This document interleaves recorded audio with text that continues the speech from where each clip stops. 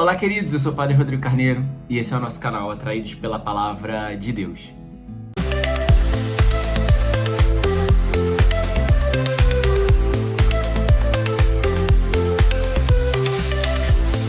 Bem, então sejam muito bem-vindos vocês que estão chegando pela primeira vez, seja muito bem-vindo você que já é um atraído pela palavra, muito bem-vindo a esse nosso lugar, o ambiente da Palavra de Deus, da experiência com o Senhor. Hoje, terça-feira, dia 8, né?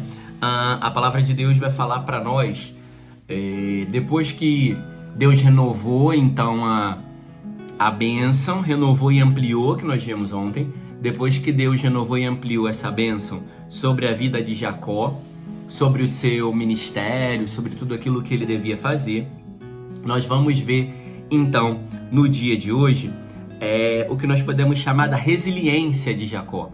O que seria a resiliência de Jacó? Jacó pega a sua família, sai andando para fora do seu território e chega lá. Primeiro ele vai caminhar. É uma experiência muito do seu avô, de Abraão, né? De pegar o que ele tinha e sair caminhando. E ir para onde o Senhor estava o chamando. Ir para onde o Senhor estava ansiando por ele. Então ele deixa as suas seguranças, deixa aquilo que era confortável para ele e vai ao encontro do projeto, do programa, daquilo que Deus tinha para a vida dele. Ok, mas a resiliência vai se manifestar no sentido em que vai aparecer um homem e vai dizer que ele lutou com esse homem até romper a aurora, a noite inteira lutando com aquele homem, pelejando, lutando, e aquele homem vai ver que não pode vencê-lo. Isso é interessante, porque muitas vezes nós temos tentações na nossa vida, nós temos vontades humanas, nós temos desejos impuros, vontades que não são de Deus, e deixamos com que nos vençam. A resiliência está justamente nessa força de não se deixar vencer, de lutar até o fim. E aí vai dizer que aquele homem, vendo que não podia vencê-lo, então diz: me deixa embora, me larga. E Jacó diz: não vou te deixar ir, se não me abençoar. Então aqui tem uma coisa importante. Aqui tem uma coisa muito importante, porque Jacó vai dizer que não vou deixar ir, se não me abençoar. E aí aquele homem vai e abençoa Jacó. Então a gente pode ver que esse homem é a figura do próprio Deus, né? Porque Jacó está pelejando com Deus, né? Em busca de uma bênção. Então aqui tem os dois lados da história. Como eu já disse, a gente não se deixar vencer por qualquer tentação, isso é resiliência, mas resiliência também é perseverar numa promessa de Deus, perseverar naquilo que Deus nos pede, perseverar naquilo que é o chamado de Deus, perseverar na vontade de Deus e perseverar não com tranquilidade, porque às vezes a gente pensa que perseverar é estar com a vida tranquila. Não, Jacó perseverou lutando, Jacó perseverou suando. Imagina, lutar a noite inteira. Ele deve ter ficado suado, cansado, deve ter ficado fatigado, deve ter parado em algum momento, aquela hora que você parece, não, 5 minutinhos que vai parar essa luta. Deve ter parado alguns momentos para respirar, mas ele estava ali, na peleja. E resiliência é justamente isso. Por mais que você tome ar, né? De repente parou 30 segundos e... Não, peraí, deixa eu descansar um pouquinho aqui. Mas é não desistir, não perder o foco, não sair debaixo da promessa, não sair do ambiente da promessa. Porque muitas vezes outra coisa que fazemos é que pelo cansaço, pelo medo, pelas dúvidas, a gente se afasta do ambiente da promessa. Se afasta do lugar que Deus colocou, se afasta do caminho que Deus colocou pra gente fazer. E a resiliência mesmo com dúvida, com dificuldade, mesmo parando em alguns momentos, não perder o foco, não sair do caminho, não desviar o olhar, não voltar a atenção para outras coisas. Isso também é resiliência. É quando eu me decido, vou fazer a vontade de Deus. Ela tá difícil, ela tá exigente.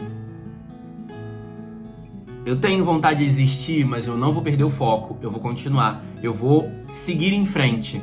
Então esse seguir em frente é muito importante, se não se afastar do ambiente da promessa é muito importante para cada um de nós. Que a gente precisa guardar dentro de nós e ter esse desejo de seguir, de continuar, de não desistir desse processo. Porque quem persiste, a resiliência vai dar, como Jacó, que recebeu então a recompensa de Deus, que recebeu a bênção. Porque ele lutou e não desistiu até receber. Então nós temos também que não desistir de lutar até recebermos a bênção de Deus. Eu que estou esperando uma promessa, eu queria algo da parte de Deus, eu não consegui alcançar. Não desista, não volte atrás, não pare enquanto você não alcançar. Mas siga em frente, continue lutando, continue perseverando. Não desista da luta, vale a pena, porque no final receberemos uma recompensa da parte de Deus. Não recompensas humanas, mas da parte do próprio Deus. Então não desista nessa luta que você está. Não desista nessa peleja, não entregue os pontos, não jogue a toalha, mas permaneça na luta com Deus, porque vai te dar frutos, vai render frutos. E o Evangelho vai falar desse demônio, dessa pessoa que estava endemoniada e a pessoa era muda, né? Porque o pecado, né?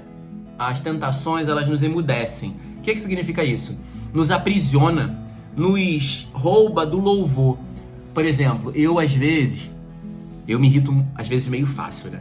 Então quando eu me irrito com alguma coisa, a primeira coisa que me acontece é a dificuldade de rezar, ou de não querer louvar a Deus, de não bendizer a Deus. Porque justamente isso, o pecado, a tristeza, a tribulação, elas querem nos silenciar. A tentação quer nos silenciar, pra gente ficar parado, mudo nela, sabe? Ali, sem ação. O mudo também não tem ação, porque falar é agir, falar é colocar pra fora o que tá aqui dentro. E o mudo, ele guarda. E a tentação e o pecado querem fazer isso com a gente ficar aprisionado, guardado ali, fechado no pecado. Mas Jesus chega e liberta aquele homem e ele começa a falar. Então, o processo com Deus e a libertação com Deus é falar. Falar em dois sentidos. Falar de Deus e da sua obra, mas também falar, sabe? Esse externalizar, esse colocar pra fora. Porque o pecado, ele vai deixando a gente, sabe, igual uma ostra, assim, preso, que não, sabe, e Deus, ele quer nos fazer livres, sabe? Então, um homem que fala é um homem livre também. Então, a gente pode ver que o processo de Deus e o projeto de Deus para cada um de nós é um projeto de liberdade também. Gerar em nós essa liberdade. A liberdade para falar, a liberdade para ser, a liberdade para viver. Isso que Deus também quer realizar na nossa vida em cada um de nós. Então não deixe que nada nem ninguém te aprisione, que nada nem ninguém te cale, que nada nem ninguém roube a sua voz.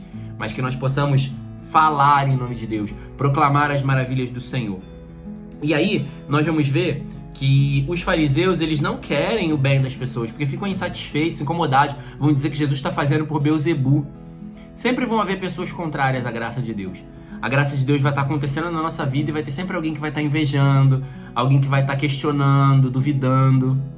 Para você entender, aqui é só para você entender que sempre vai ter gente do mal, gente planejando mal, gente fazendo coisas contrárias, sempre vai ter.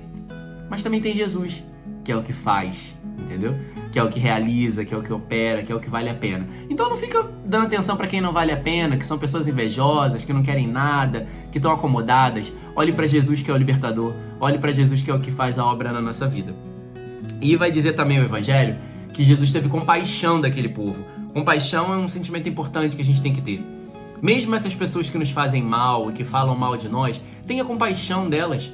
Peça ao Senhor para que as ajude, para que as converta, para que elas façam uma experiência com o Senhor. Não guarda raiva, não. Pede a Jesus que tenha compaixão. Pede a Jesus que ajude. Pede a Jesus para que sustente, para que forme, para que conduza, para que guie, sabe? Para que Jesus faça uma obra na vida dessas pessoas. E por fim, Jesus vai dizer, eu queria falar da última coisa que eu acho importante, é que Jesus vai dizer que via aquele povo como ovelhas sem pastor. Às vezes a gente se sente assim também, como ovelhas sem pastor. Porque aqueles que foram colocados para nos coordenar, para nos conduzir, até mesmo os sacerdotes, de repente, que nos acompanham, eles não fazem muitas vezes o que tem que fazer, sabe? São seres humanos e não fazem o que tem que fazer. Mas aí vai dizer o Senhor que a gente tem que rogar ao Senhor por eles. Então, não reclame do seu padre, não murmure contra ele, não fale mal dele, mas reze para que ele se converta. Rogue ao Senhor da messe pelo seu pastor. Rogue ao Senhor da messe por vocações, por pastores, por pessoas que sejam boas e que vão doar a vida, mas rogue também pelo seu, para que o seu pastor se converta, para que o seu pastor seja melhor, para que o seu pastor seja mais atento, para que o seu pastor seja mais atencioso, para que ele pregue melhor, para que ele faça o que ele tem que fazer de forma coerente e verdadeira. Não reclama não, porque o Senhor está dizendo, peça ao Senhor da messe, rogue, não reclame, não volte atrás, não taque pedra, mas rogue, reze por ele. Então se você tem alguma dificuldade com seu padre, com seu coordenador, com a liderança da sua pastoral, não reclame dessas pessoas, reze por elas, para que a obra de Deus aconteça e tudo se transforme, porque o que verdadeiramente transforma vidas, muda histórias e realiza todas as coisas é, sem dúvida alguma, é justamente a oração. Então seja uma pessoa de oração, não seja uma pessoa muda, mas abre tua boca, abre teu coração e reze, porque é a oração que transforma todas as coisas. Reze, suplique ao Senhor. Não fique mudo, porque o Deus Todo-Poderoso nos libertou. Abriu os nossos lábios para cantarmos seus louvores e bendizermos o seu nome. Louvado seja nosso Senhor Jesus Cristo, para sempre seja louvado.